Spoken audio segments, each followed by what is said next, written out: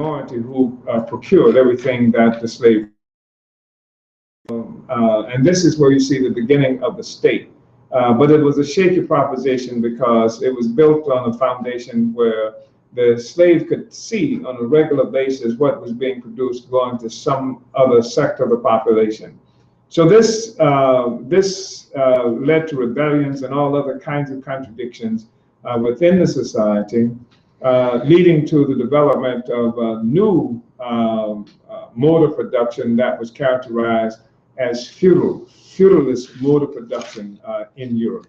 And in feudalism, the humans were no longer owned by other humans in Europe, but the land was owned. And the people who worked on the land were peasants and serfs. And they were only able to keep a portion now of what it was they produced, where the vast majority of what they produced went to the landlords, the nobility in that society. And the role of the state now was to protect this relationship between the nobility, between the lords and the land, and the peasants and the serfs, between the nobility and the commoners who were trapped on the land, producing primarily for the landlords and nobility, but able to keep a portion of what they own for themselves. This is where you get the myths of the Robin Hoods and other kinds of things during feudalism. Feudalism lasted something like 1,000 years in Europe, and the masses of people in Europe lived under extreme poverty. Now something happens now, and where there is this movement from feudalism to a new mode of production that is called capitalism. Feudalism, you had tremendous amount of revolutions that destroyed the feudal order. They happened all over. France, I think, was a leader in this process in Europe, but they occurred all over Europe and in the United States too. The whole struggle of the settlers here who had been sent here by England and other countries to begin to take wealth and back to Europe, now concluded that they didn't want that relationship anymore with the king, and they rebelled against the king. And this was a part of the struggle against the feudal order as well. And so now, coming full blown as a consequence of these revolutions, there emerges in European society this thing known as capitalism.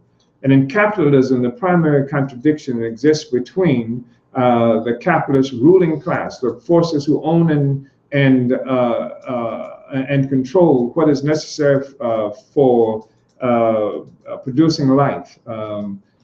We just left feudalism, where the ones who owned and controlled the life's productive capacity was the landlords, the nobility.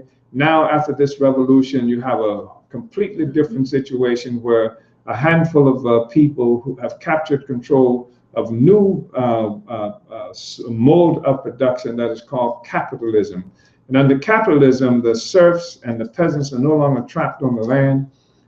They can move about relatively freely, going to sell the value of their labor power. And this is the thing that gave the whole capitalist society a character that's been recognized as freedom. This is what contributed to what we call the revolutionary character of capitalism. And so the state looks different now. We've gone through a period where the state, in the possession of the ruling class, which was a slave-owning ruling class in Europe, was all-powerful, and the people had no rights, and everything that they produced went directly to the slave-owning class. And then moving from there, of course, we started, according to the Marxist logic, at a place where there was no state, there was no coercion, there was no exploitation of the labor of anybody, there was no oppression in the society, and that people were respected mostly as elders and things like this because they had inherited that they had to come about that respect for what they represented in the society itself. But there was no army, there was nothing to make somebody respect somebody. There was no cops on the block or anything to that effect. And then from this, we see movement that results in what Marx characterized as primitive communalism or primitive communism being overthrown, and slavery comes into existence. Now there is coercion, force, special armies, and people with the responsibility of forcing people to produce for this new owning class, the slave owning class, which it's in its own turn is overthrown. And then comes feudalism, where the producers, those who produce the wealth, are not bought and sold, are not owned by individuals, but they're tied to the land, and most of what they produce goes to the landlords and the nobility, and they keep a portion of it for themselves. The primary contradiction now being between the landlords and nobility and the peasants and the serfs in Europe. And this system is overthrown, and then capitalism comes into existence. Now the producers are not tied to the land, and they can go about and sell the value of their labor power to other capitalists throughout the society. And so it's a whole different kind of situation, but there still is exploitation. There still is a group of people, a minority, that is expropriating value, wealth from the majority of the people who actually do the producing. So a non-producing sector of the population continues to take value from a producing sector of the population under capitalism. And this is what creates the profound contradiction in that system. Every instance, what we've seen is the state. The state looks differently. And there was no state under primitive communism, as Marx characterized it. And then there was a state with slavery. The state under slavery was all encompassing, all oppressive. And then we had that system being overthrown, and feudalism comes into being, into existence. And there are a handful of people who still have the benefit, a non-producing sector that still lives off of the producers, who are now peasants and serfs primarily. That's where the primary contradiction is. Doesn't mean there are not other forces who don't produce. There are craftspersons and things like that that's still there. But the primary contradiction exists between the peasant serfs and the nobility and the landlords. And then this is overthrown, and then capitalism comes into being, where the era of what is characterized as capitalist democracy, that's how in most instances it is referred to, and it's called that because now the producers are not trapped as under slavery and feudalism, but are quote unquote free to go out and sell the value of their labor power, or to sell the value of the labor power, or starve to death. That's what it really is. And so there are contradictions here too. So my point, of course, is that we start from a place where there's no state, and then the state changes forms, but the state it continues to be there under slavery, under feudalism, under capitalism. We still have the state. So I wanted to say some things about that. And then according to the Marxist theory of development, there's a capitalism is overthrown, and then what follows capitalism is communism. And communism is that time where there is no exploitation, there is no oppression, nobody's oppressed, nobody's exploited, and there is no minority that takes, no non-producing minority that's living off of the producers who do produce all the value in society. That's what's called communism. And that's the dreaded, hated concept that most of the European ruling class has been fighting against, and and many Negroes who do what white people say do have been fighting against as well. So the whole notion of non-exploitation, non-oppression, where the resources in society are owned in common and not expropriated by some minority non-producing sector of the society. So here you have the disappearance of the state. The state is no longer necessary because there's nobody to exploit. There's nobody to oppress because exploitation is no longer existing in the society. And so that's we've seen the sort of a place of no state, and then moving throughout what Marx characterized as social development toward another place of no state, except now society has developed and the ability to produce what we need has developed to such a high extent that that the state is actually redundant. It's absolutely unnecessary, and it functions now as something that blocks the development of human society and even the ability of human beings to produce effectively. That's the Marxist theory. There are aspects of it with which we do agree, but there are fundamental aspects that with which we do not agree.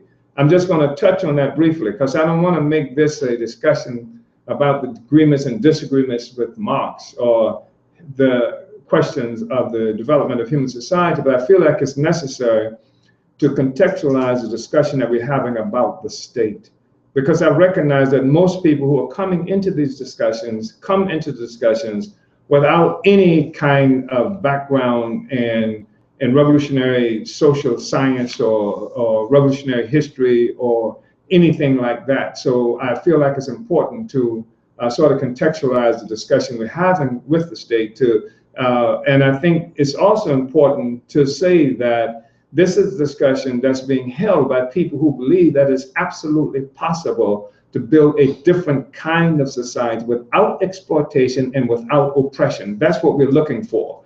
And many people who've condemned what they call Marxism, and we are not Marxists, or they would condemn us for being utopianists because we believe that it's unnecessary for exploitation and oppression to exist, that this is natural and normal, and competition, as they like to call it, is normal, and therefore there must be capitalism because the best of humanity doesn't reveal itself unless humans are competing with other humans. And we say just the opposite is true, that it is possible and necessary for humans to be able to work in common toward common ends, and that it is not necessary for a minority to exploit the labor and value, a minority of non-producers to exploit the labor and value for the majority who do the producing, etc.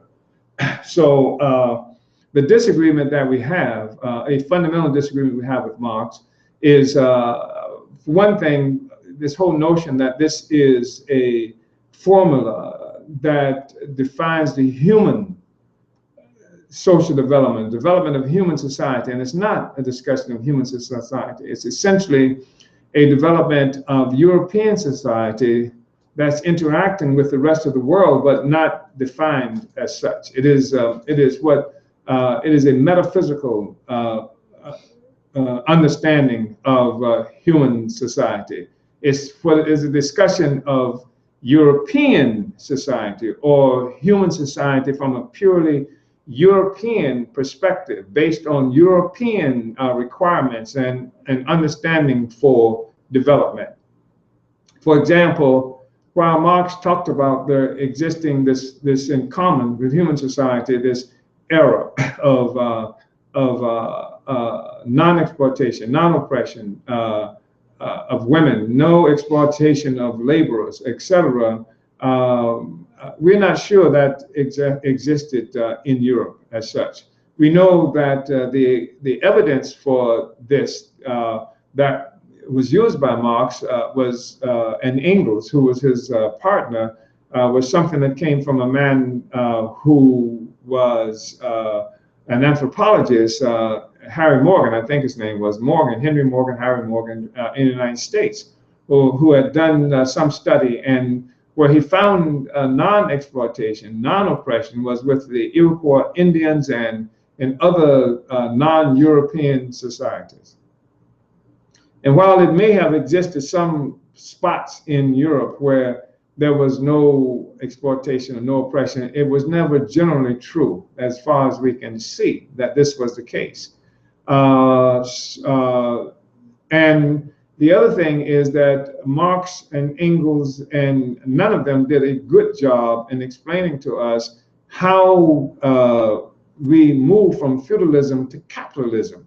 It all seems from their perspective to have come about as a consequence of contradictions that inside European society itself that led to revolution, revolutionary transformation, and then one day there's feudalism, the next day the brave workers and well, peasants and townspeople and peasants and townspeople throughout Europe are rising up in France and other places to overthrow the existing social order.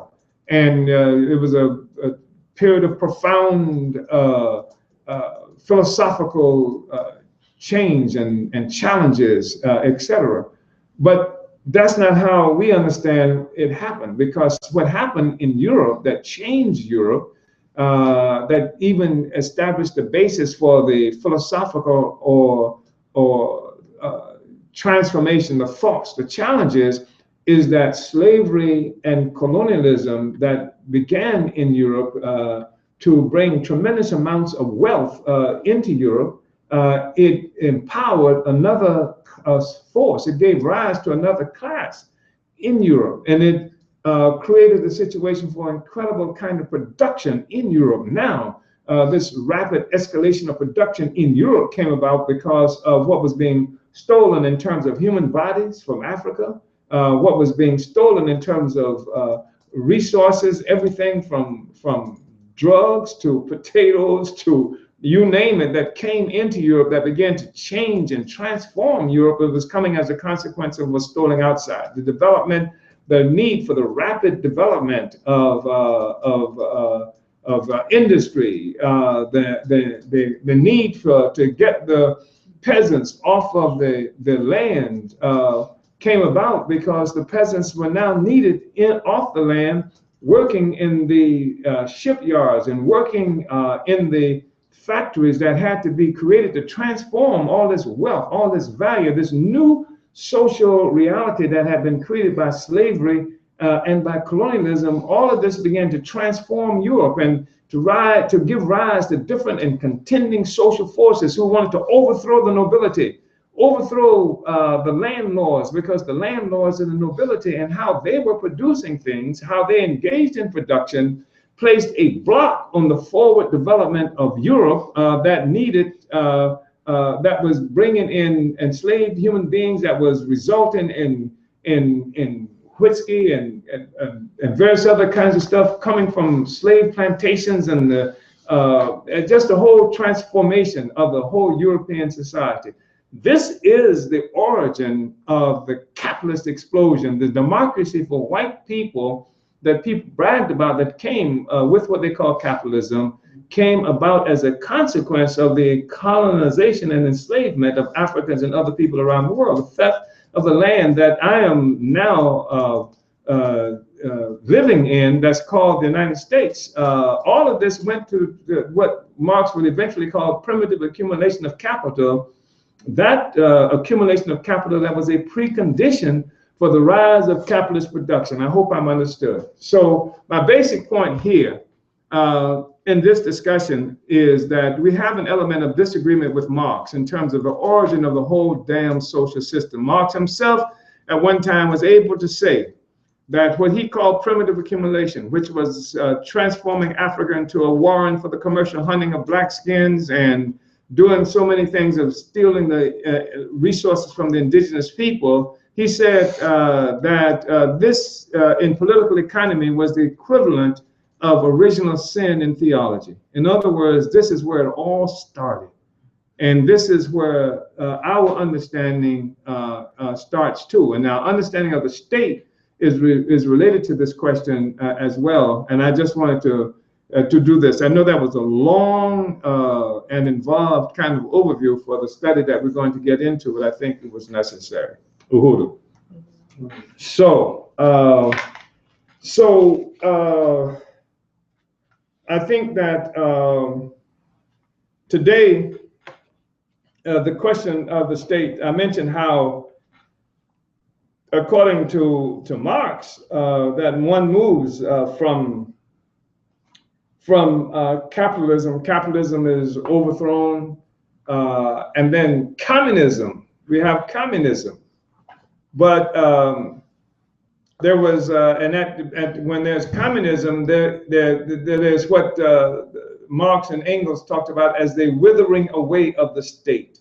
This special organizational coercion no longer exists. Don't need it anymore, because now we have equality in human society.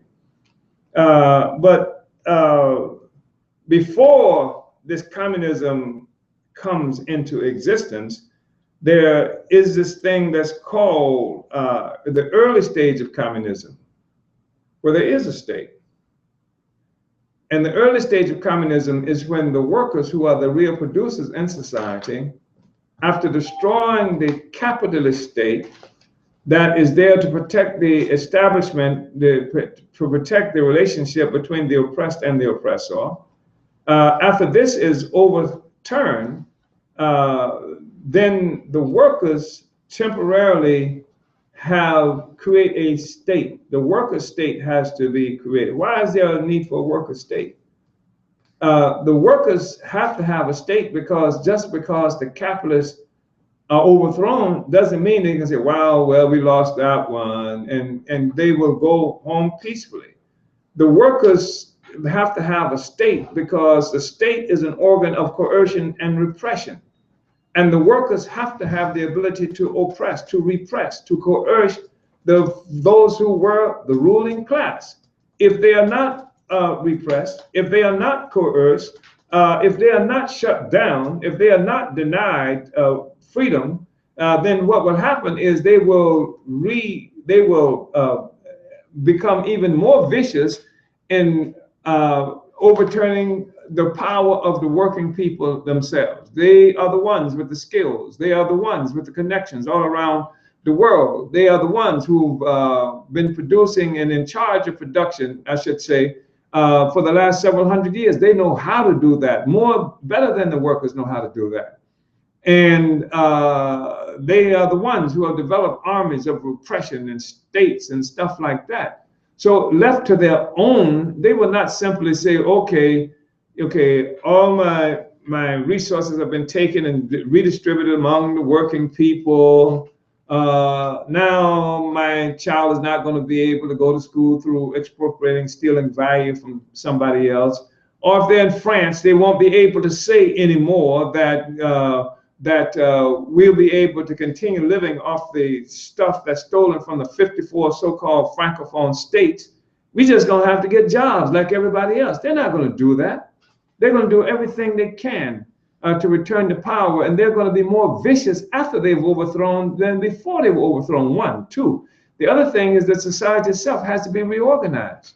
Production has to be reorganized. It's just because there is a certain kind of productive inertia that exists, that things get left to themselves will continue to move as they have been moving under capitalism. And that's for the purpose of taking care of a handful at the expense of the majority. All of the practices on the job, the foreman and everybody else on the job, even the so-called union reps have a habit and tradition of carrying out production in a way at the expense of the workers who do the producing. All that stuff has to change. The education system has to change. And also the masses of African people and others who have been trained by white people, white power, to look up to and deify whiteness and white power. We have to have the ability to reorganize the society itself. And this is where the workers have to have their own state power. And this power that is recognized as the organized workers in arms is socialism. it is the early stage of communism. It is the entity that is necessary to change society so that there is no longer this theft of value, expropriation of value by one class at the expense of the vast majority of people. So I just wanted to just do that little overview, and I hope it was helpful. And because we're talking about the state, and there's a lot of confusion around the question of the state, and there's a lot of work people help to make it confusing. For example, Francois Hollande in France is called a socialist, and Bernie Sanders in the United States is called a socialist. And these are people who are able to call themselves socialists because they really are not for overturning the relations of exploitation that exist between the ruling class and the working class. Listen to what I'm saying, because the question of the state is fundamental. What Sanders and Hollande are doing, they call themselves democratic socialists and stuff like this. They are uniting with a socialism, which is they are uniting with a version of the state, because we just said that socialism is the early stage of communism, but it is a stage of communism at which the state still exists. Now the state comes into existence because the workers are now the ones who own and control the means of production. The workers, the majority of whom are now collectively in charge of that society, and there is a worker state. The worker state is called socialism, except Hollande and Bernie Sanders don't plan to see any worker state. They have no intent. They just want to keep the state. And this is one way that liberals have come about. Capitalist liberals have come about to protect the social system, because the worker state is only a worker state after the bourgeois state, the ruling class state, has been crushed, has been destroyed. And now the workers create our own state. That's not what Hollande has done. They just transfer power back and forth between different sectors of the ruling class, just as they do in the United States. And in France, they call themselves socialists, and they call themselves other things, but the capitalist state remains in place. The same capitalist state is exercising power in all over West Africa under Hollande, the socialist, that was exercising power all over West Africa under Sarkozy, who was the president, who was the anti-socialist, the anti-communist in France. And Bernie Sanders is not talking about destroying the bourgeois state here. He still wants to keep the state in place, because if there's no state in place, bourgeois state here, then they can't keep funding and supporting and giving all kinds of resources to Israel, which is a military outpost for U.S. imperialism. He's not for that. He's not for expropriating the bourgeoisie.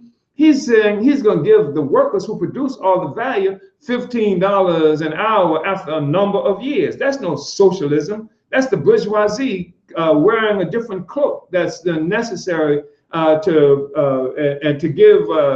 make capitalism something that's more palatable to people who continuously running into the fact that capitalism does not serve our interests. And so now the capitalist now calls themselves a socialist, but the outcome is still the same. So the state is the fundamental question that we have to come to terms with.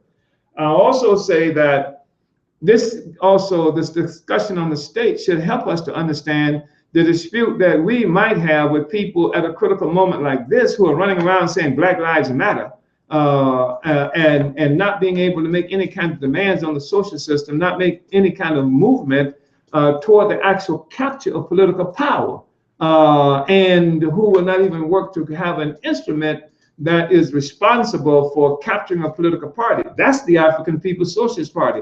We want the power. We're talking about capturing state power, destroying the state of the bourgeoisie, and then capturing our own political power, the power in the possession of the African working class.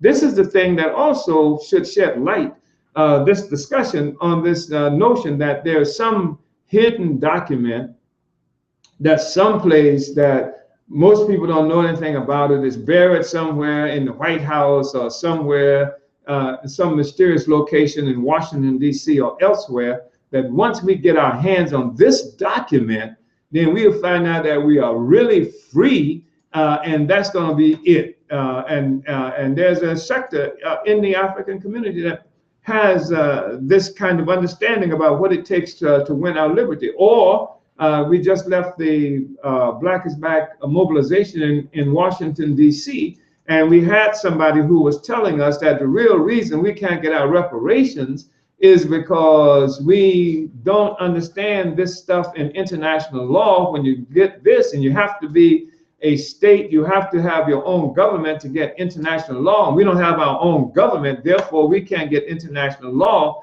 therefore we have to call ourselves a government, and therefore then we will get reparations. All of this stuff, you know, this is the kind of logic that's out there in the community, because people don't understand this question of the state. And the state is purposely kept at this very mysterious kind of thing, to the extent that people like to tell us that law in this country is based on some kind of Judeo-Christian something, you know, some religious connotation. And you go to court, you go to a courtroom, the court's transformed that it looks like a church with the high ceilings, and you got the altar, I guess that's what you call it, where the priest sits behind it in his black robes, or her black robes today, and everybody has to be silent and all this stuff. This is the state. This is a cloak that's being put on over the state to give it a sense of mystery and awe, so that ordinary people cannot understand it. So, so we want to take the covers off our understanding of the state. And I'm going to be expeditious now, because I know that I've taken almost half the time that we have allocated for us just with what might otherwise be called an overview. Everybody here should have access to what we call the Student's Guide. And I want to go through this rather expeditiously. And I'm hoping that what I've said up to now gives us some background. And I'm hoping that I'm going to leave time so that's to have some discussion, even if I have to cut it off in the middle of the process that we have here. I want us to be able to talk about some of these questions, because I think this is a critical question at the moment. And that, like we say in the African People's Socialist Party, we are preparing to govern. In other words, we are preparing to have state power. We're making that preparation everywhere we are located, and we're located in various places around the world. This is not just some thing that we're doing because we like the adrenaline high we can get having a demonstration or something to that effect. We are preparing to govern. That means we are preparing to exercise the power of the state. So when we look at this, we say we want people to be prepared to answer some of these questions. Under what conditions does the state arise in history? This is some of the quiz questions that we want people to be able to answer. What is the state? Define it. How was the imperialist bourgeois state born? How was the imperialist bourgeois state born? What does the state encompass? What is this? What is it, the different components of the state? What does it encompass? Give an example of the coercive power of the state. The relationship between the U.S. colonial state and the African working class is an antagonistic relationship. What does that mean? What means this, an antagonistic relationship? Can the African working class win our liberation by voting in our own government? Can we win our liberation by voting in our government? Why or why not? Give an example of an anti-colonial struggle that came to power but did not destroy the colonial state. What happened? How is democracy a form of the state? And there are various things here that, you know, we want everybody to look at. We want people to really go through the student guide and look at the kinds of questions that we think people should be able to answer. The other thing I want to say is that one of the most important works on the question of the state, and one of the most influential, is one that was done by a man named V.I. Lenin, who led the successful Russian Revolution. And he wrote a piece called The State and Revolution in 1917, which is the year that the Russian Revolution occurred. And we would advise people to look at The State and Revolution, to read it. And especially after this discussion that we're having, because Lenin was a Marxist, or a follower of Marx himself, and his worldview was influenced tremendously by Marx and Engels, who in fact, he quotes copiously from Engels, who was Marx's friend and who worked with Marx. So our objective here is to instill in everyone the understanding of the state as a coercive institution that comes into being as an initiation of class rule. The state comes into being that protects the class that's in power. To teach the understanding of the colonial state as experienced by the African working class in all of its phases. Teach the colonial state in all of its phases. To show how the capitalist state was born at the expense of African and oppressed peoples. To show how counter-insurgency is a function of the imperialist state. To show that liberated Africa will be governed by the state of the African working class. That's what the objectives of this study is. So just want to say that the state arises when a society is split into classes, the haves and the have-not, especially when those who have amassed more resources got them at the expense of others.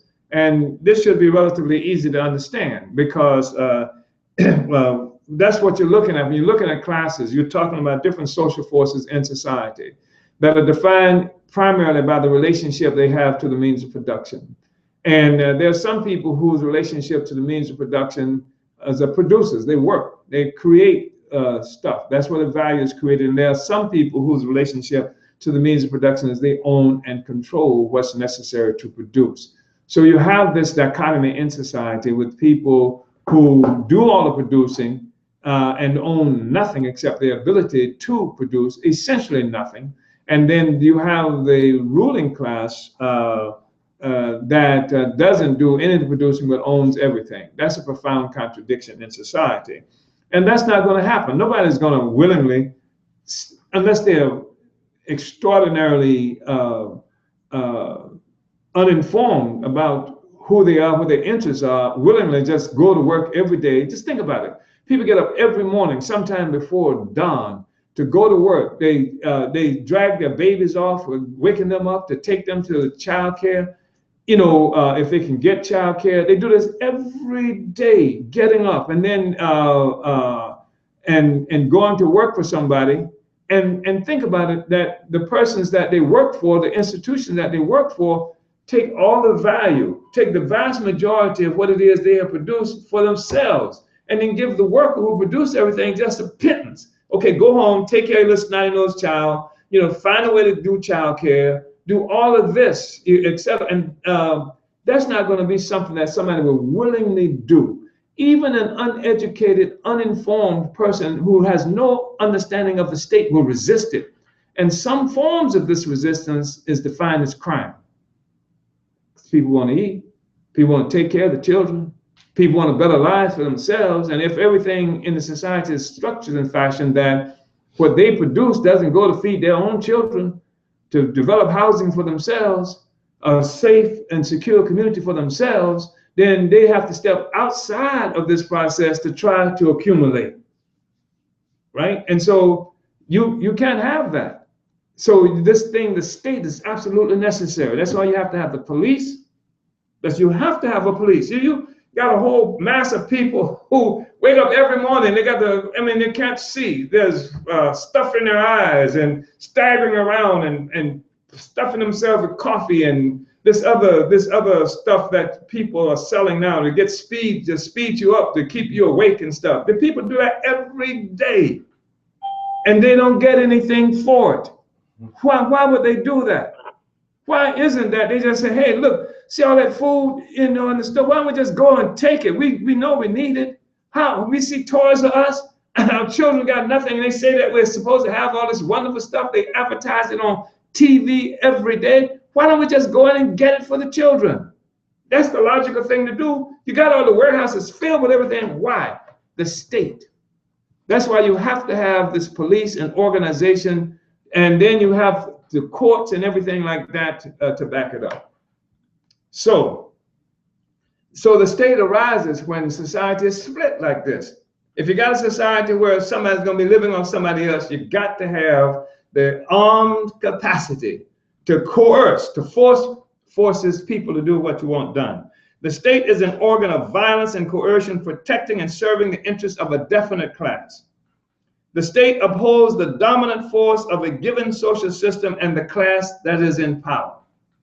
And we say the class in power because when the workers come to power, initially we're going to have our own state. That's what socialism is going to be about. And socialism is going to be coercive, just like capitalism is coercive, except the capitalists coerce the people who do the producing, and the socialists will be coercing those who would try to overturn the social system and who return the bourgeoisie back to power, and those who would expropriate value from the workers who have produced everything. That's what the socialist state is going to be about.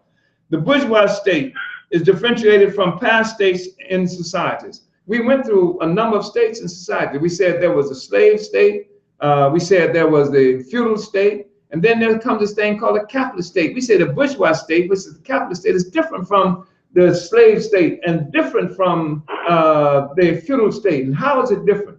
Because the slave state and the feudal state, they were states that were born out of the societies based on the contradictions in the societies in Europe. So you got feudal peasants and serfs in Europe. You got landlords in Europe, and the state that's where it was born. But now you got a situation where you got a whole new force that becomes the bourgeoisie, or that contributes to the emergence of the bourgeoisie.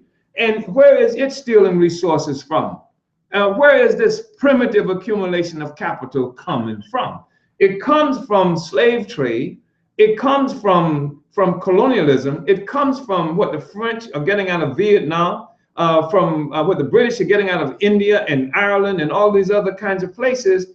This is where all these resources come from. And in order to make that happen, you have to have organs of coercion. People in Africa want to say, hey, you know, there's some white people out here with some ships and they want us to come and get on the ship so they can take us to this other land and work us to damn death. They would say, hey, let's get on that. No, they had to have force and coercion that participated in that. And then once transferring us, you know, to the lands that we were transferred to, this organization had to exist. It was born, the state, the bourgeois state was born as, for lack of a better term, an international state. It was different from every state that preceded it, and it exists today as an international. That's what NATO is. In many instances, what we call the United Nations functions like that too. And here's the thing I wanted to make, that people often confuse the state with the government. The state and the government are not necessarily the same thing. The government is the instrument through which the bourgeoisie exercises state power. Did you hear what I just said? The government is the instrument through which the bourgeoisie exercises state power. Any class, any ruling class exercises state power through the government. What does that mean? It means that the government is the one that says, okay, let's go to war over here. But the state is the institution that does it. The government, people in government, they go from, if they got time limits for however often they're elected, etc., they're in power. Then they're gone. But the state exists. Even after they're gone, the state is still there. And the state is there to carry out the mission of protecting the interests of the class that is in power. There have been instances where people have actually got control of the government, and people mistakenly thought that that meant that the people were in power. One case in mind is Allende. What was Allende's first name? Salvador Allende in Chile. A socialist gets elected to power. He's elected by the masses of the people in Chile. He's the president. So-called communists and socialists all over South America cheered, cheered, cheered. Many of them rushed into Chile because now there is a socialist president. And what happened? He didn't have control of the state. Who had control of the state? Richard Nixon and the United States government controlled the military in Chile. And the military in Chile rose up crushed the Yende, killed the Yende, and then they rounded up revolutionaries from throughout South America in soccer stadiums and executed every one of them. These are the people who we are telling that once we get the secret thing and we get the government behind us, or we have our own, we call ourselves the government, that's enough. That's unreal. If you don't have the state, you got nothing, you know, but a name. So you don't even see people who actually run the system. You don't even see them. On this phone now, for example, is a deputy chair of the party. She used to work for a city government in Pinellas County. Now, the government is elected by the people. People run every time they run, they stay there for a while. But deputy chair actually, without knowing it, worked for the state. She became a part of the state apparatus because we had people who became city council members, mayors. They were through there, in and out of there on a regular basis. But the state entity, the thing that controlled the police, the thing that controlled the fire department, the thing that controlled all those instruments of coercion and force, that was there all the time. And what happens is the bourgeoisie will make sure that the one they want, who represents them, thinks like them, who they pay, who they hire, like Barack Hussein Obama, they hire him, put him as the face of the state, but the actual state is the military force, it's the CIA, it's all of these other forces are there. That's where the real power is. So the government becomes an instrument through which the bourgeoisie actually exercises control of the state. And sometimes, guess what? Sometimes an election does not resolve the question of who controls the state. Absolutely. For example, when what was this man, Bush came to power, they felt like there were too many elements who were part of the state apparatus who were left over from liberal governments. They went around them. They created their own CIA, their own intelligence organization under Bush's group. What was Bush's, the people who are some of the people everybody loves to hate, the vice, Cheney, and who was the other guy? And Condoleezza, of course, but Cheney and Condoleezza, you're right. She was a component of the state apparatus, just like Susan Rice is, and the guy who was Secretary of State under Rumsfeld. These people, they created their own special police organization that went around the CIA because they thought there were too many people in the CIA running these traditional organizations who were tied to liberal sectors of the bourgeoisie. So the question is, who controls the state? And the government functions again as an instrument through which the bourgeoisie controls the state. It gives it a democratic character. So now you're oppressed by your own vote. You voted for who is there, and the policies that you voted for are being exercised by this sector of the bourgeoisie using the state as a means by which to do that. I hope that was understood. So we say that the capitalist colonial state protects the capitalist social system and the bourgeoisie. A socialist state protects the socialist social system and the working class. The state involves the establishment of a special force, a public power that appears to stand above society and is always repressive. The state uses the force of arms. Why we say above society? Because people pay taxes for it. It's not there with you. I mean, and look at how people treat the police, our heroes, and all these, other characterizations, the courts, all this stuff. These are that seem to be above. They appear to be above society. They appear to be the non-interested arbiters of what happens in society. The state uses the force of arms, creating special bodies of armed men and women to enforce its mandates and other interests. The state encompasses the police, the military, the courts, the prisons, and also everything in between. That includes grand juries, all of this is the state. This is the power of the state. The state forces its subjects to do things they might not want to do. If people pay, why do people pay taxes? Go to prison for something the state has determined is illegal. The state has the coercive power to enforce its mandates. In the US, grocery stores are filled with food, something everyone needs to live. But if you try to take some of the grocery store's food without paying, you will experience the coercive power of the state. The capitalist state keeps the oppressed African working class from taking back the value of the labor and resources stolen and exploited from us by parasitic capitalism. It's the capitalist state. And I want everybody to be clear on this, because they got a starving population that they create. And then they surround us with guns and special armed forces, police, cops, and things like that. And they use the government itself to create the image and attitude about who African people are and define us as criminals after they starve us, because the only way we can move toward trying to acquire not just what your basic food, clothing, and shelter, because nobody lives in today's world in white power systems just with food, clothing, and shelter. The fact is the expropriation of value is so pronounced, so profound most of the time in America, in Europe, that people don't just get paid the value of what it is, their ability to work, which would be food, clothing, and shelter.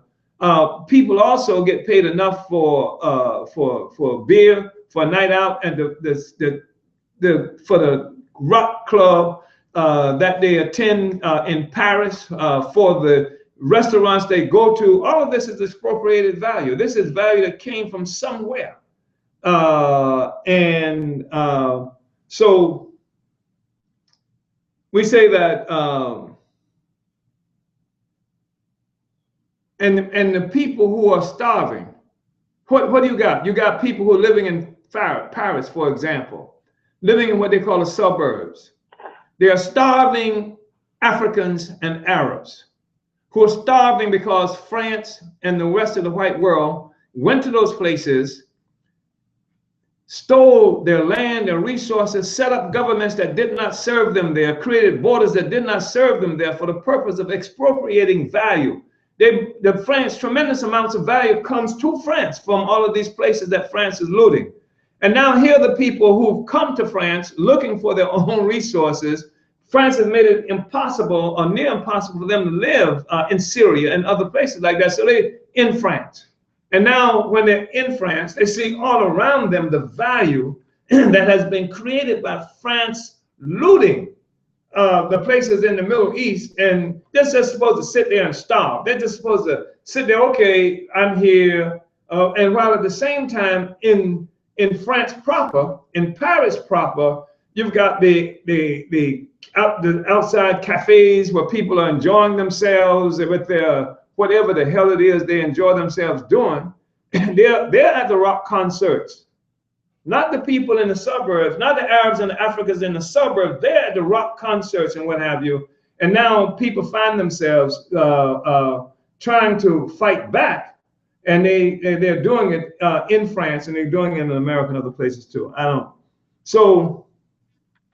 So the capitalist state keeps the oppressed African working class from taking back the value of the labor and resources stolen and exploited from us by parasitic capitalism. And that's where the police is in Paris. It's in the suburbs.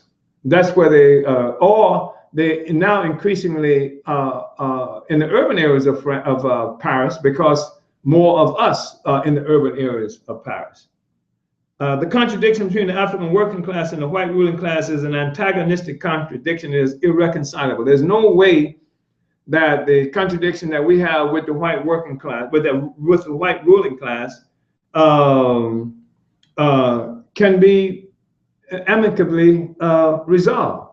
There's no way. There's no, okay, they like us now. And I hear this all the time. Wow, they like us now, you know.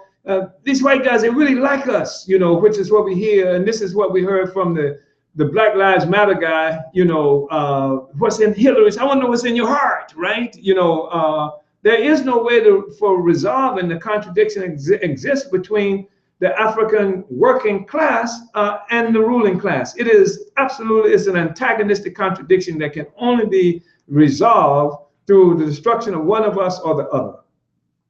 An antagonistic, irreconcilable contradiction is one that is enforced by state violence and can only be overturned by armed revolutionary struggle by the oppressed. To win a true victory, the colonized workers must overthrow all remnants of the capitalist colonialist state power, the military, police, etc., and replace them with the revolutionary workers' state, the People's Army, and defense forces. Salvador Allende in Chile and Kwame Nkrumah in Ghana did not militarily overturn the bourgeois colonial state apparatus and replace it with the revolutionary state when they took power. Therefore, those revolutions were quickly overturned by the US-backed coups within the ranks of their own military. The bourgeois colonial state must be crushed and wiped out by an armed cadre force led by a revolutionary working class party such as the African People's Socialist Party. They got to be destroyed completely. Democracy is a form of the bourgeois state. Lenin stated a democratic republic is the best possible political shell for capitalism. The fact that people can speak at, can vote or speak at a city council meeting covers the fact that both political parties in the US represent the interests of the capitalist ruling class. The democratic form of the bourgeois state masks the colonial reality for African people. The democratic form of the bourgeois state masks the political reality the colonial reality for African people. Frederick Engels noted that in some parts of North America, the state or the public power is weak. Capitalism and the capitalist state were born parasitic through enslavement of African people, the genocide of the indigenous people, and the colonial domination of the majority of the world's peoples. All white people, regardless of class, sit on the pedestal of the oppression of African and other colonized peoples and enjoy the resulting economic and political benefits. This is something that the colonized and subject must understand. It is all the white people. Your girlfriend, all the white people, your mama, sit on this pedestal of the oppression of African and other colonized people. And this is not a statement of some personal statement about your girlfriend or your mama. I'm talking about scientifically, objectively speaking, that as a colonized people, there is this particular kind of relationship that exists between the colonized and the colonizers. This is the relationship. It exists all over the world. Anytime you see colonialism, that's why so many people work to keep us confused about what it is that we're struggling against. We know we're struggling against colonialism. We are well informed. But as long as people think we're fighting against racism, then the question is not to deal with this actual material and objective relationship. It is somehow transfers the contradiction not between African people and the colonial state, but makes it a contradiction between black people and white people. And that is not the essence of the contradiction. It isn't. Because white people, we know white people. We know the white guy who we run into every day. Him and his mama are terrified of the black guy. It's the white people's state that is the terrorist organization that maintains this relationship. White working people therefore have unity with their own ruling class against African and colonized peoples and willingly and voluntarily enforce and carry out state violence and terror against African people. This is why white working people, from whom the dictatorship of the bourgeoisie is hidden, murder and terrorize Africans and lynchings and support police terror and mass imprisonment. Unity emerges between ruling class and the working class. So we say that the class question is concentrated in the colonial question. No class in the white society to overturn the state. That is to say that there is no class in the white society to overturn the state. That national suicide and solidarity is what is required. That the white people, in order to unite in opposition to their state and to white power in a way that unites them with the vast majority of other people and challenges the actual pedestal upon which capitalism and imperialism rest, would have to commit national suicide and become a part of the solidarity movement. African people inside the U.S. are colonized subjects, no different from Africans under the apartheid regime in South Africa. Therefore, there are two faces of the U.S. state: the democratic face of the state for white people and the full force of the violent, coercive colonial state used against African workers. It is the dictatorship of the bourgeoisie is open and naked when it comes to African people. We use things like the dictatorship, which have been characterized a certain way by the rulers. Often we hear the issue of dictatorship meaning rule by some repressive rule by one person or something to that effect. But dictatorship, we say, is rule without regard for law. And in most instances, there is absolute rule without regard for law when it comes to African and other people. I'm not talking about you can't go to court and you can't get a jury. I'm talking about rule without regard for law. Most of the interactions that African people have with the state is not even in the court. It's on the streets with the police. It's the police stopping you and messing with you all the damn time. The law says you have the right freedom of assembly, the right freedom of speech, but the police say you don't have no rights at all and act like it every day of our existence on the streets, in the school campuses, and various other places where we run into these guys. And then, of course, we find ourselves, because of the relationship we have with them on the streets, we find ourselves being the majority of the people in the prisons because of that relationship. And then you go to court and they say, well, you got a right in court. They say, what do they tell us? They say that you have a right to trial by jury of peers and all of this other stuff. But if you get arrested on the streets and sometimes for nothing, you're arrested, and you go before, and they send you a public defender, or the prosecutor himself would tell you that I'm going to give you a plea deal. I would give you 4 years or 3 years. You say, I didn't do anything, so you better take the deal. Because if you don't take the deal, if you go to court and you are convicted, and you will be convicted, you're going to get 15 years. That happens every day. So it's rule without regard for law. It doesn't matter what the law said. That's what dictatorship is. And with Africans, the dictatorship is naked. It's open. We see it every day. People are afraid of the police. They tell us, well, just do what the police say do. The Constitution and all this other stuff don't matter, because the Constitution presupposes that the police is an instrument of the people, that the state serves the people, that the government serves the people. But no, in real life, there's nothing like that. And guess what? White people will vote for the police to put you in jail. They'll vote for, and they do it every day. Every time you go to, you say, I am going to trial. And the white people say that, no, the police didn't do anything wrong. They shot your mama, killed your dog, beat you up bad. Nope, I didn't see anything wrong. That is rule without regard for law, where white people act as an arm of the colonial state to participate in maintaining this relationship that Africans and white people, that Africans have with the colonial state. But white people don't believe you. When you tell them that the police is bad in the state, they see it on top, they don't believe it. Because for them, the dictatorship is hidden. Even if they participated in it, there's a logical and legitimate reason for them participating in it, because everything they hear teaches them that you are guilty. All the time you're guilty. It doesn't matter what kind of evidence that they show you.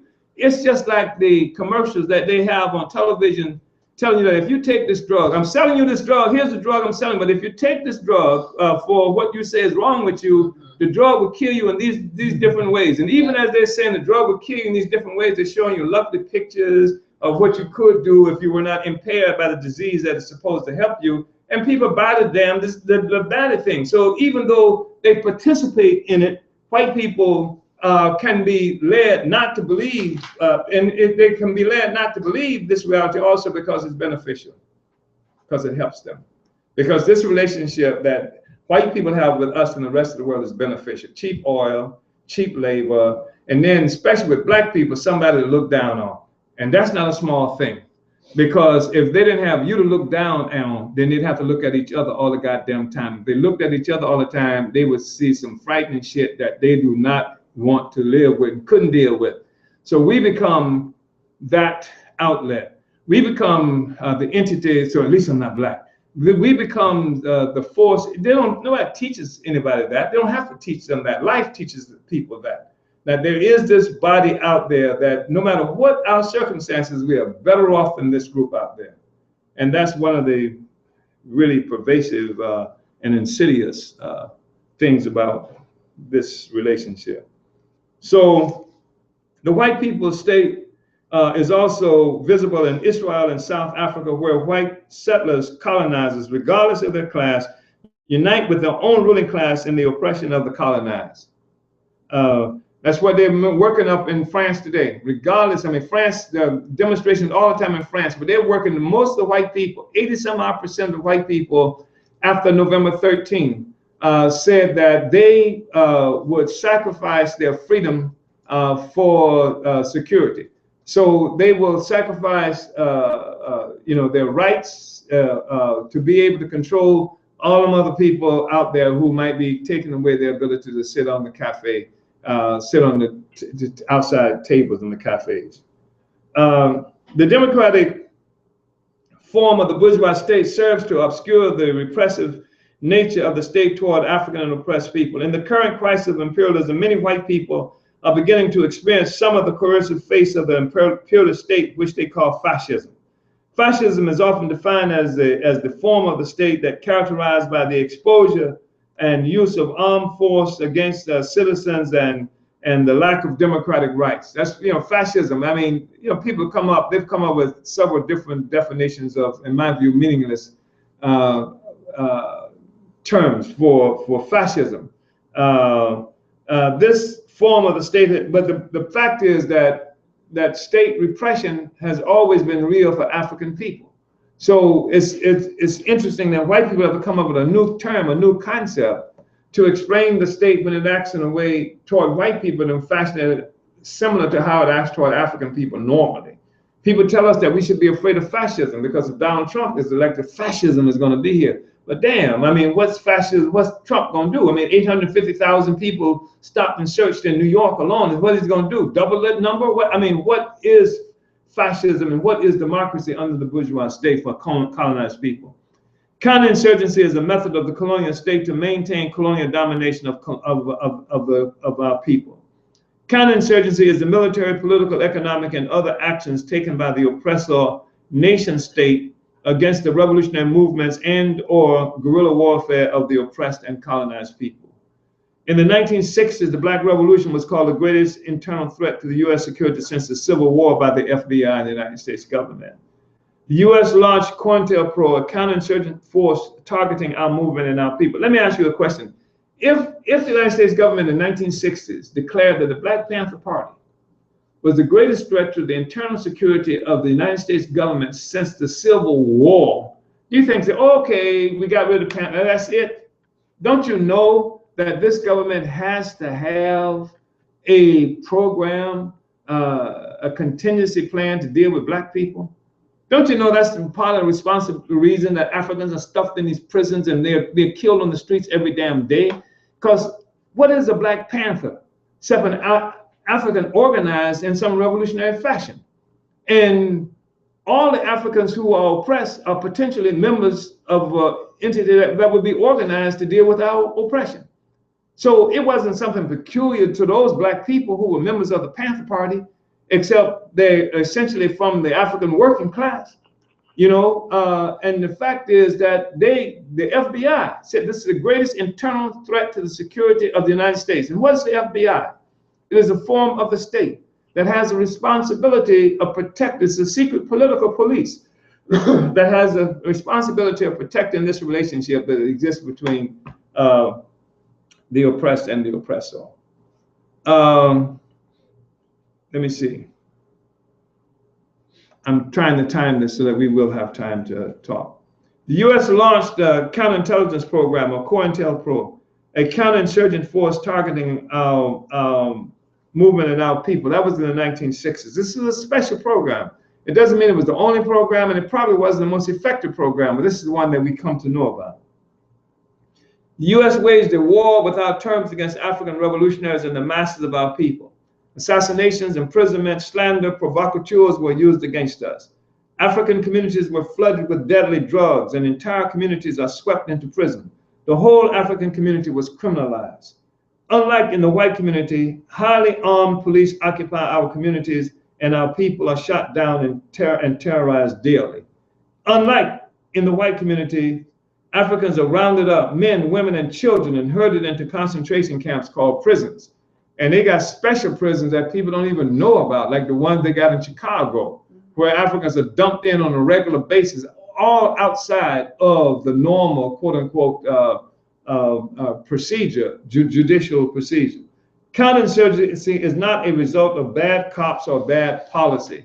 And this is what must be understood. If you want to talk about why Mike Brown died, or why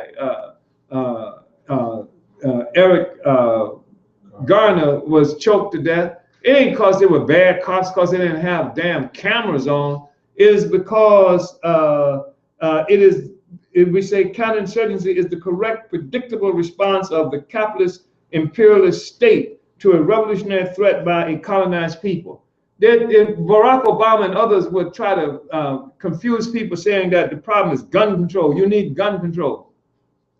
Gun control already exists inside the United States. It exists inside the African communities. That's why 850,000 people got stopped in New York. That's why stopping and searching black people is a regular thing that happens in this country every day. That's why they have laws that said a felon cannot possess a weapon, and they make sure that you are a felon. That's a form of gun control. That's why they have billboards up in African communities throughout this country say, turn in your guns and we'll give you $50 in a bag of groceries, starving nigga, because that is a form of gun control. Gun control is alive and well in the African communities.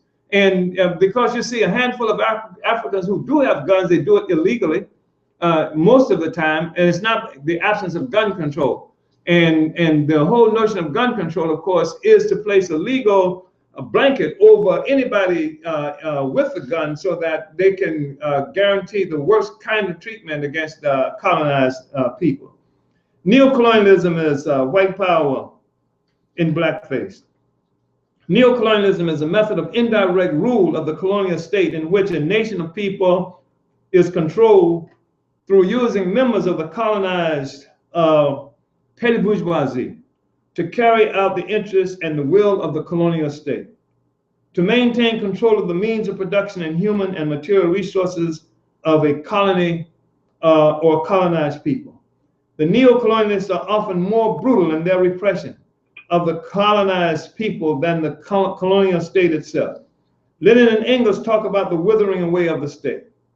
In discussing the African state, I have said that the successful nation-building struggles of Africans and others under the leadership of the working class will begin the process of the withering away of nations. The withering away of nations will be accompanied by the withering away of states. The working class seizes power through violent revolution. The means of production become state property under the leadership of the working class. When we say state property, it's a term that I sometimes kind of recoil from, because what we mean is that the means of production becomes the property of the people, exercised through its collective will in the form of the people state, When I say that, because sometimes the whole thing about state property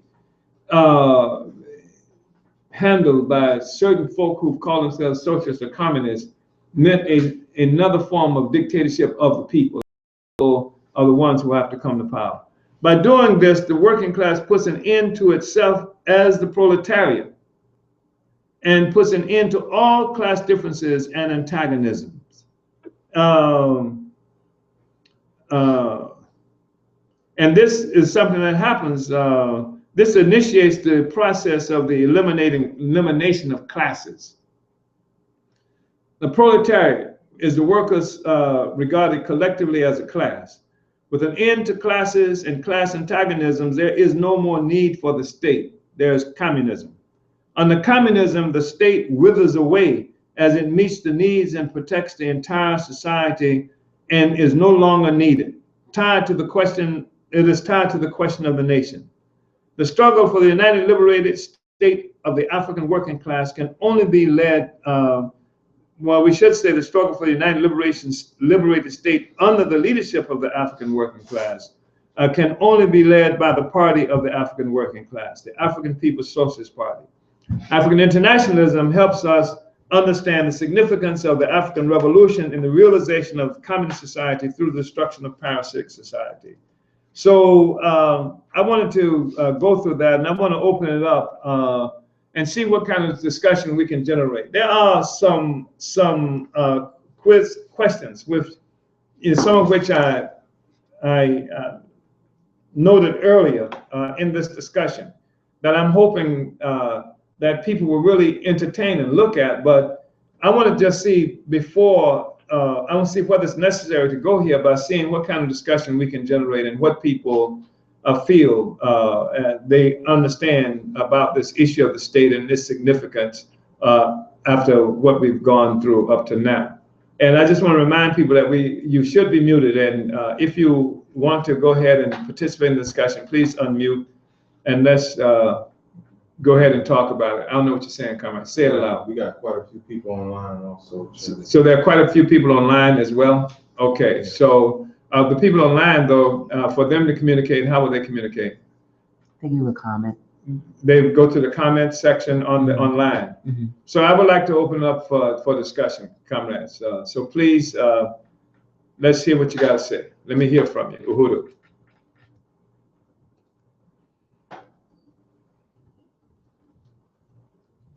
Uhuru, comrade. I have two questions. Who is this? I appreciate the Who is this? I always appreciate the discussion about the state. Who is this? Who is this? This is Life. Okay. I know who you are, comrade. I know your voice. I just want everybody else to know. I know your voice. Go ahead. Yeah, this is Life. This is Life from Tampa. Okay. And so I want to say I appreciate the discussion. I always appreciate the discussion around the state. So the first one is you're breaking up seriously. Racism. I can't understand your life. You're breaking up very seriously, and I'm hoping it's your phone, because if not, other people are going to have a. Exactly. Uhuru? Yeah, we can't hear him. You can? We can't hear him. Okay. We can't hear you, like. Okay. Let me see if I can make that different. That's better. That's better. Is this any better? Yes. Okay, so my first question, thank you, comrades. I didn't realize that I wasn't being heard clearly. Thank you. My first question, again, is it correct to say to anyone who would wage a struggle against racism, that a struggle against racism is a futile struggle because racism is the ideological underpinning of the irreconcilable differences between the African working class and the white-led state? That's the first question. And the other question I have is patriotism somehow related to how people attach themselves to whether it's the white workers who have the unity that you expressed that they have with the white ruling class, and even Africans who would find some unity, at least they think so, with the white ruling class. How does patriotism play a role in that, if it in fact does? Yeah, racism is the ideological underpinning of the whole capitalist system. And it is a way how in any society where there is an economic base, that the ideas and political institutions, culture even, constitute what we refer to as a superstructure. And it is born of and reinforces that particular economic base. And racism is the ideological underpinning. It is born of this relationship, and it is something that arms white people and others in a fashion that they participate in maintaining the colonial relationship that exists between African people and the U.S. colonial state. And patriotism is simply loyalty to the bourgeois state and through which one has loyalty to the white ruling class itself. And it's really interesting because you have here like a convergence of a couple of different kinds of contradictions, because we saw different black nationalists and black communists who who previously were able to claim that they were opposed to imperialism and opposed to, and they were for having a black state and all of this, a black government. But with the emergence of Barack Hussein Obama, they became loyal to the bourgeois state through loyalty to Obama and his regime, and opposing anybody that challenged Obama and his regime. And the loyalty to the bourgeois state is really interesting, because it meant that people who call themselves fighting for our own government or working to have our own government were satisfied with the fact that Obama was elected, and that put them directly in his camp. So patriotism is simply loyalty to the bourgeois state, a loyalty to the state, and through the state, loyalty to the class that is in power. And sometimes you will find African patriots too. That's what we say, that you find white nationalists and black white nationalists and Mexican white nationalists, all loyal to the bourgeois state. And what's really interesting is that you will find too often a convergence of most of the people who are what might call racist or informed by racism, or most of them you will find to be patriots as well. Even Negro patriots are often Uncle Ruckus. They are anti-African. Uhuru. Yes. We have a question from online. Okay, where's it coming from? Onyx Isis, and they asked, Uhuru Chairman, can you explain more about the withering away of the state? How will it look after the state withers away? Don't we need a state apparatus to protect the dictatorship of the working class? Well, the state is the dictatorship of the working class, but it's the working people's state. It's the state, the African working class becomes the ruling class, and it becomes the ruling class after having destroyed. You cannot become the ruling class without destroying the colonial state. And when this happens, then and the instrument, of course, that's used to destroy the colonial state becomes part of the new state that's going to be the worker state. Socialism is the armed workers in power. That's what socialism is. So, and that is the dictatorship of the proletariat.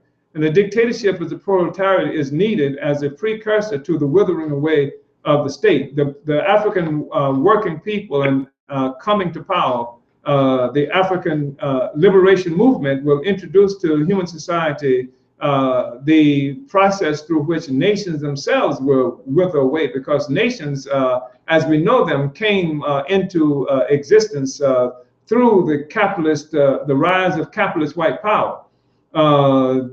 And we say that the emergence of a liberated African people begins the process of the withering away of nations also, because there is no need for the nation that's organized around a particular state at the time when everybody is liberated. And the African nation comes into existence as a consequence of a proletarian revolution. The bourgeois state, the nation of the European nation, and most other things that call themselves nations came into existence as a consequence of the rise of the bourgeoisie. They are bourgeois nations. It's a bourgeois nation. And the proletarian nation, the nation of the working class, will come into existence as a precursor. It is the dictatorship of the African proletariat as a precursor for the destruction or the withering away of nations, and through the withering away of nations, the withering away of the state. And how will it look? It will look unintrusive, and it would look, some of the evidence of how it looks, we've seen about some things that existed in the past. I'm not talking about some kind of, going back to what people have considered to be the past in Africa, where we go and find all the Egyptian mysteries and stuff like that. But I'm talking about, we've seen culturally how we look, and some of us have, and we have known what we're looking at when we see that, and much of that has been smothered by white power domination of the whole African world and most of the world. So, but you will be a part of constructing what it looks like. All of us will be. And there's a lot more that we can talk about on that, but that's a long, involved kind of discussion. I appreciate the question, and I think it's something that we will be talking about more and more as we go forward. Uhudu. We do have more from the internet. I don't know if anybody on the phone has a question, but we got like, anybody on the phone question quickly, because we'll go back to the internet. Go to the internet. All right, we have Stephen X. From where? Toronto. Okay. He says, how do you explain the dynamics involved in the transitioning of the nation state to the market state? And they came together. The market state under capitalism came together. When we talk about the market state, what you're talking about, when you talk about capitalism, you're talking about all production under capitalism is production for the market. It is, that's what a commodity is. Commodity production defines much of what capitalism is about. Under capitalism, things are not produced because of human need. They are produced because they will make money. It's for profit. They're made for the market. If a hospital is created, it's not because people are sick and they need to cure sick people. It's created because it makes money. Even medicines are created to make money, not cure disease. That's why you got medicines that will help people hobble along, crippled with cancer and shit like that, but you don't have a cure for the disease because at that point, there's no profit in it. So the market state is something that simply is a state that's based on capitalist principles. It is capitalism at work. That's what the market state is. And what was the question revolving around the market state? What was that? And it says, explain the dynamics involved in the transitioning of the nation state to the market state. Well, the nation state, as nations came into existence, and we're talking about the bourgeois nation. The nation state was the emergence of the bourgeoisie, and the bourgeoisie is capitalist. And so the transition from the nation state to the market state, I mean, the bourgeois nation state was born as a market state. Uhuru. Anybody else? Anybody else on the phone? Okay, go back. All yes. Right, we do got David Lance. Didn't say where he's from. David, if you're hearing me, let me know where you're from. But his question is, do you believe that the state is reacting to an increased consciousness and awakening amongst the working class with the increase in violence that we see? Between that, among the African working class, I would say that is true. Well, here's the contradiction. The white working class in general is not progressive. In general, the white working class is not progressive. In general, the white working class joins the Ku Klux Klan. It is the organization that joins the police department and creates all kinds of horrible things against African people in general. And that's why many people, times people say the white working class works against its own interests. But the white working class is functioning as a part of a European nation that has been given birth by the expropriation of value and the conquest of Africans and other people. So the African nation, all people in the African nation, certainly the vast majority, except for the Uncle Ruckuses, who we call a different kind of comprador capitalist, a comprador bourgeois. This is somebody who is locked and horribly distorted and part of white power. But all the people in the African nation experience colonial domination. All of the African people want an end to colonial domination, but for different reasons. The African petty bourgeoisie is dominated by capitalism. It means that often it is humiliated, it is very smart, went to school, can't get into the best white schools, it can't get promoted in the best white schools and things like that. It can't get promoted in the military when they should be a colonel and they never get promoted. They can't become chiefs of police and stuff like this. They can't do this kind of stuff, and they can't get the contracts that the white people get when the city comes to power. So they are opposed to colonialism for those reasons.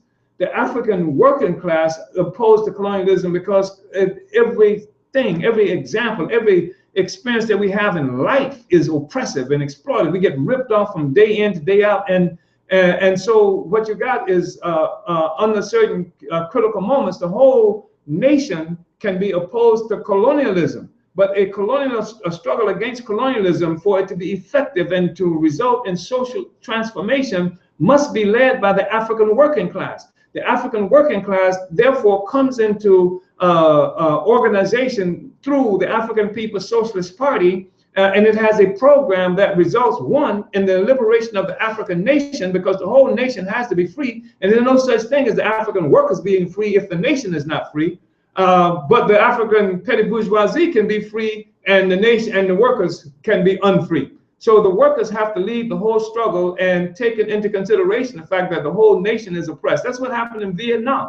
The Vietnamese were oppressed as a whole people, but the Vietnamese Communist Party led the revolutionary movement, defeated the French, defeated the US, and then they became an independent and free people. That's what has to happen with Africans as well. Anybody else on the phone? Come on, comrades. Yes, Uhuru. Uhuru. Yes, this is Ndubisi in St. Pete. Yes, Ndubisi. I just had a general question about how you envision some of this.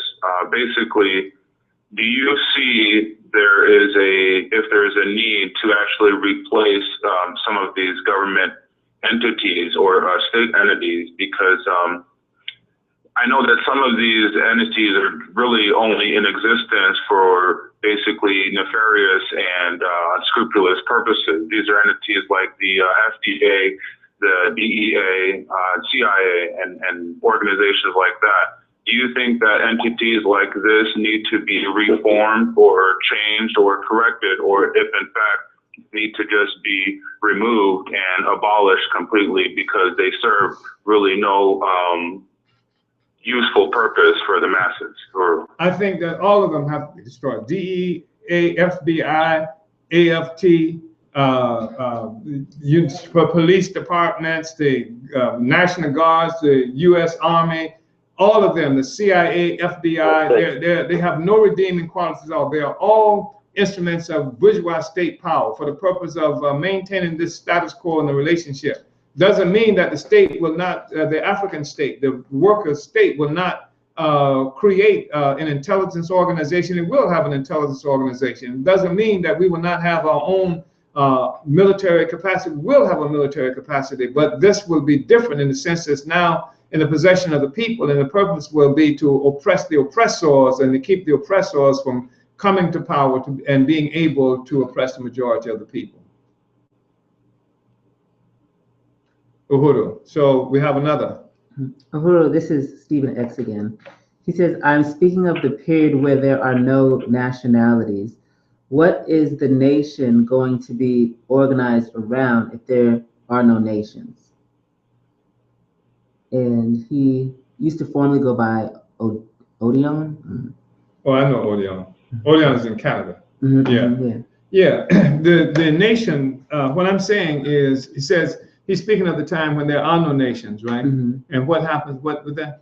What is the nation going to be organized around if there are no nations? If there are no nations, a nation won't be organized around anything. What we're saying is that the rise of nations themselves came into existence with the rise of capitalism, mm-hmm. and the need for Europe to organize itself around particular state that was exploiting value from everybody around the world, and to distinguish themselves in the process of doing that from those from whom they were stealing stuff. And the state became an instrument, the military instrument through which that was effective and for maintaining this relationship. I'm saying that because the European nation was born as a bourgeois nation, a capitalist nation. That's how it was born. And we're saying is that the African nation will be born as a proletarian workers' nation. It will come into existence after throwing off white power. We got to remember, when we talk about the African nation, we're not just talking about something that happens in Toronto or something that happens in Houston, Texas. We're talking about something that stretches across the globe and on the continent of Africa too. We're talking about actually ushering in a dynamic force for the defining economy of the world will be an African proletarian economy. is think about that, where we are located in all the world and in the center of the universe through Africa itself. So we're talking about a defining kind of being an African proletarian or socialist economy. And this then begins the withering away process of nations, because nations are no longer needed, because nations came into existence again as the bourgeoisie appropriating value from everybody else and defining itself based on that. So once the African nation is liberated, we begin the process of the withering away of nations, not just the African nation, but begin the process of withering away of nations in general. So with the withering away of nations, there will be no nations. I mean, all the borders come down and people can enter into reasonable and equitable relationships with each other. Human beings can look each other in the eye as free people and not have to be defined in these artificial ways that have come into existence with the conquest of power by white people and capitalism. So the withering away of the nations eradicates the nations, and the need for nations is no longer there. That's why the nations as an entity becomes redundant. There are no borders.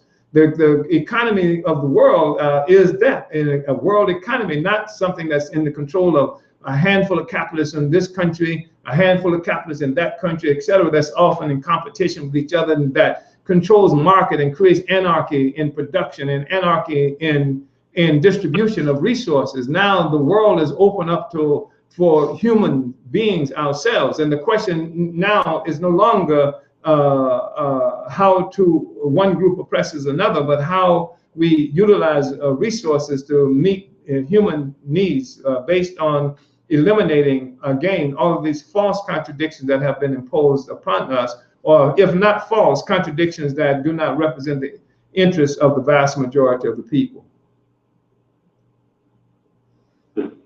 Uhuru. So, yes, comrade, last one. Go ahead. Yeah, okay. Listen, my question is this, and it's concerning white people's relationship to the capitalist state and the propaganda that they got going for them in terms of ourselves as object of history and them as subjects.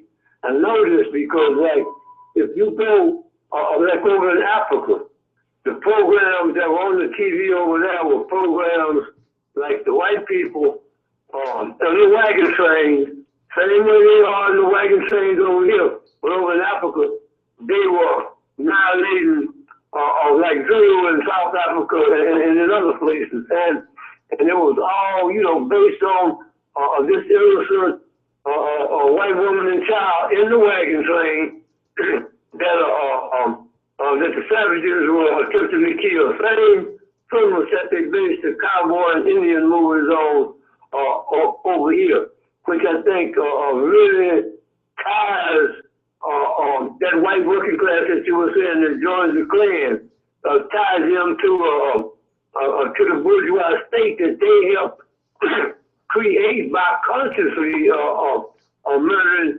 indigenous people, not just over here, but on the continent of Africa, and especially South Africa. So this means we got a particularly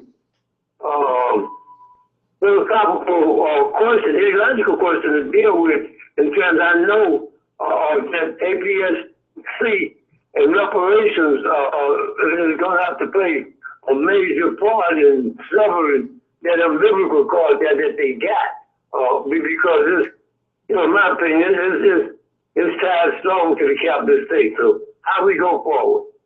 Yeah, I mean, I think the African People's Solidarity Committee is a powerful, and I'm tempted to say secret weapon that's in the arsenal of the African Revolution.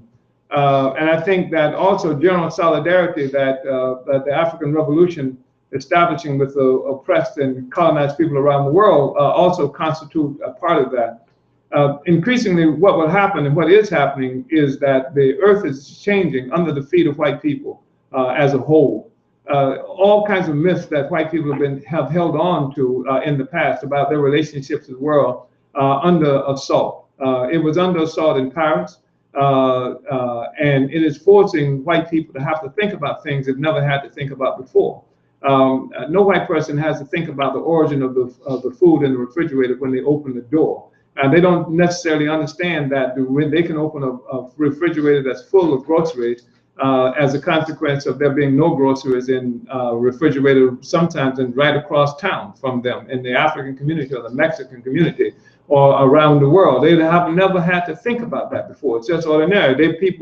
I saw a commercial the other day that said we don't have to think about it. When you turn on the switch, the lights just come on. It's not something that people have to think about. They don't have to think about the fact that the light comes on where they are in Manhattan because there are no lights in Freetown and Sierra Leone. There's not a logical connection there. But increasingly, the world is closing in on white people, and Africans and other people are intruding into the spaces that they have thought to be secure, their own secure spaces, and spaces that they have been led to understand are their own spaces created by themselves. That's no longer possible. Increasingly, it's impossible for that to happen. And I think it's really important for us to understand that the colonialism and slavery did not simply create the white ruling class. It created the white ruling class and the white working class. That the people who call themselves white workers or who are defined as white workers are a hell of a lot better off now, not just in 2015, but have been better off for a long time since slavery and since colonialism than before. So even colonialism has resulted in progress for white people, white workers, etc. Even land that's stolen from... How can I help you? Mute. Mute, please mute. Please mute. Tammy. Mute, Tammy. You can't be on this line, Tammy. So anyway, K-Thing, yeah, you're right. The African People's Solidarity Committee is an incredibly significant weapon that we have. But I think it's also important to realize that there is a material benefit that has been realized by white people in general through, I mean, a white person is able to call himself an Argentine because the indigenous people there have been killed and their land has been stolen. So they're proud Argentinians. A white person is able to call himself a Canadian because they've wiped out lands and resources of the indigenous people there. I mean, and so they're happy Canadians, but their happiness relies on the fact that somebody else's happiness was absolutely destroyed, and whole peoples have been turned into alcoholics, and those who have survived what has been done to them. That's a material reality. That's not just something in their brain. That's just not just something, they just got bad ideas. This is, they have ideas based on a material, concrete reality that they experience. And that reality is changing underfoot. That's what Paris on November 13th was, changing reality underfoot. That's what we represent as a revolutionary organization, to change reality underfoot. So it's not just a matter of trying to discuss with white people how we're going to be better off. We do that because we want to allow for the most advanced sectors of the white community to unite with the future. But the future is black people coming to power, the indigenous peoples here and other places coming to power, and the whole material world changing underfoot. That's the thing that's going to force white people also to have to come to different kinds of conclusions and to make a decision of whether they're going to get on the right side of history that's moving things forward, trying to hold history back by standing at the barricades to prevent the freedom and emancipation of the rest of the human family. Comrades, I want to thank you, and in a couple of days we'll get out notice to you. I think next Sunday we won't have a study, if I'm not mistaken. We won't have a study next Sunday because there is the fundraising cruise that people will be attending. Next two Sundays. Next two Sundays. So next two Sundays we'll be missing, but we'll get information to you. I do want to invite everybody here to call in, to listen to and call in at 11 o'clock and 12 o'clock on Africa Live. That's uhururadio.com. And you can go to uhurunews.com. We're going to have really two important interviews. One interview with comrades who attended the Moscow conference in October that I attended, the Dialogue of Nations, from Hawaii, Puerto Rico, and possibly someplace else. And then we're going to have a discussion with Comrade Luisa Kinshasa from London, Glenn Ford, Penny Hess, and myself on the situation with Paris and what that means and how we should understand Paris and whether or not we should follow the dictates of those who are saying pray for Paris. So that's going to be at 11. It'll start off, and I hope people will listen and call in and participate. Let's make it a dynamic show. That's Africa Live from 11 a.m. Eastern Time, 12 Eastern Time, going and ending at 1 p.m. Eastern Time. So I want to thank everybody for coming on to this call. I thought it was a good discussion. Uhuru? Uhuru, Chairman. Yes, Comrade. Uhuru. Can I make one announcement about the plenary this Chimaringa? Go ahead, Chimaringa. Yeah, I just wanted to make an announcement about the party, African People's Socialist Party plenary that's going to be coming up January 9th and 10th. This is a meeting that we have between our Congresses. Our last Congress was 2013, and we'll be having the chairman be making several presentations. It's going to be a lot of it political education and political training as well. And we wanted to get everybody on the call to register. You can register at apsplenary.org, apsplenary.org. The registration, the basic. So people should do that. Sound like Chimaringa dropped off, but there are people will be coming here from throughout the country, and Louise will be here from London, Louise Kinshasa. I don't know if people will be coming from other places around the world as well. So we want people to please register, come and attend the plenary. It's going to be a really important event. We'll be summing up much of what's been happening around the world and also what's been happening with our party and our movement. Also, just want everybody to remember that we're doing the Africans Charged Genocide, and we want people to go and sign that petition. Go to africanschargedgenocide.org, sign that petition and share it, and convince as many people as you can to sign this petition. We want to try and get 1 million signatures on this petition. It's going to go before the United Nations. It's going to be used as a political instrument to try and grow political isolation of the United States and using the terror that it imposes on African people as the center of that. So, all right, comrades, thank you so much. We'll get in touch with you within the next 2 days to say what we'll be studying on our next study. Uhuru. Uhuru, comrade.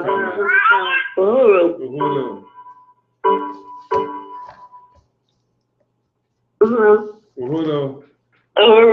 Uhuru. Uhuru, comrade. Uhuru.